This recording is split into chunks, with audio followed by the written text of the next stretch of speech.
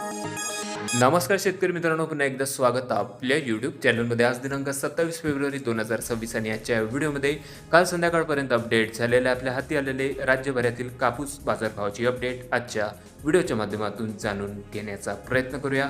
कालच्या बाजार सत्रामध्ये बऱ्याचशा बाजार समित्यांमध्ये स्थिरताच बघायला मिळालेली आहे. त्यामध्ये अकोला, अमरावती, सिंधी-सेलू, पुलगाव, जालना या बाजार समित्या सोडल्या तर उर्वरित राज्यातील कृषी उत्पन्न बाजार समित्यांच्या कापूस बाजारभावामध्ये जवळपास स्थिरताच बघायला मिळाले असून बाजारभाव सरासरी 7,300 ते 7,700 रुपये प्रति क्विंटलपर्यंत सध्या कापसाचे बाजारभाव निघालेले असून काही बाजार समित्यांमध्ये काही ठिकाणी हलकासा दबाव देखील बघायला मिळालेला आहे. कुठल्या बाजार समितीमध्ये कुठल्या जिल्ह्यात तालुक्यातील कालचे कापूस बाजारभाव काय होते याची सविस्तर अपडेट आजच्या व्हिडिओच्या माध्यमातून जाणून घेण्याचा प्रयत्न करूया.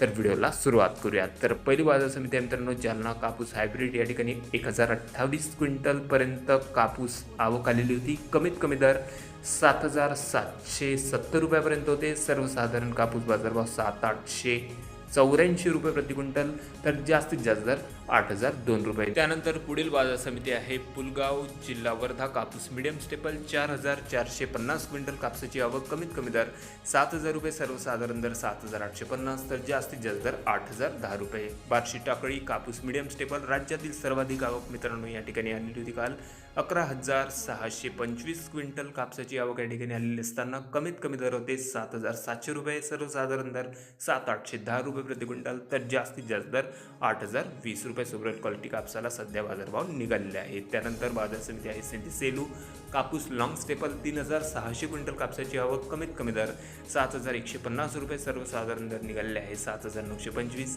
तर जास्तीत जास्त दर 8,005. त्यानंतर पुढील तालुका मित्रांनो काटोल, जिल्हा नागपूर.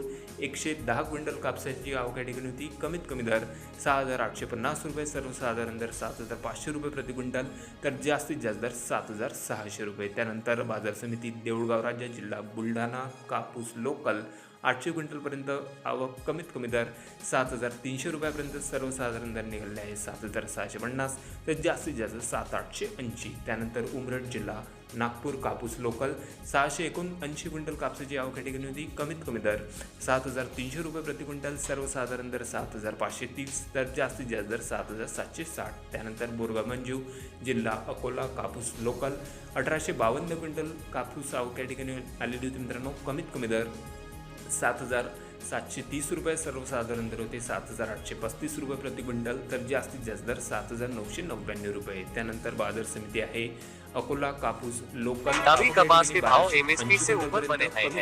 ऐसे में किसान पिछले साल का जमा किया स्टॉक निकालने में लगे हुए हैं।